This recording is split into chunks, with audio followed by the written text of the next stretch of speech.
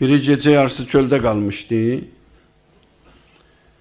Getdi, bir mallanın qapısını döydü.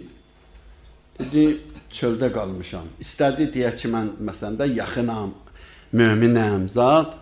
Dedi, mən Allahın bacısı yoxluyam.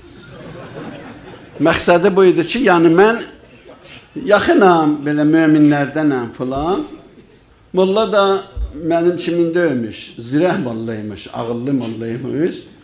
Yapışıb əlindən gətirib məscidin qabağına görsədib deyib, dayının evi buradır.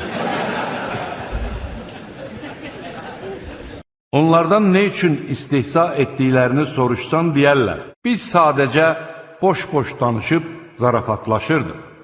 De ki, Allaha, onun ayələrinə və onun elçisinə istihza mı edirsiniz? Üzrxahlıq etməyin.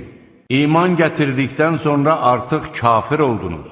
Sizlərdən bir qismini bağışlasaq da, digərlərinə günahkar olduqlarına görə əzab verərik. Göylərdə və yerdə nə varsa onundur.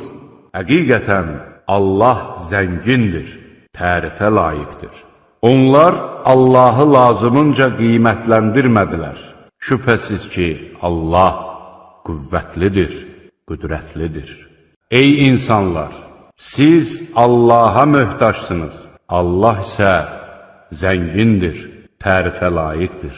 De ki, özünə heç bir övlad götürməyən, mülkündə heç bir şəriki olmayan, aciz qalmamaqdan ötürü özünə kömək edəcək heç bir dosta möhtac olmayan Allaha həmd olsun.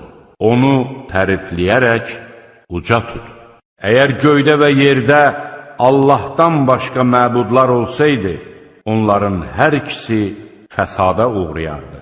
Ərşin sahibi olan Allah pakdır və müşriklərin ona aid etdikləri sifətlərdən uzaqdır.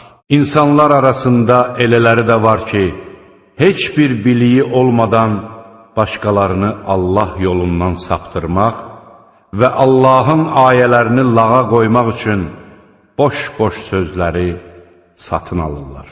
Məhz onları alçaldıcı bir əzab gözləyir.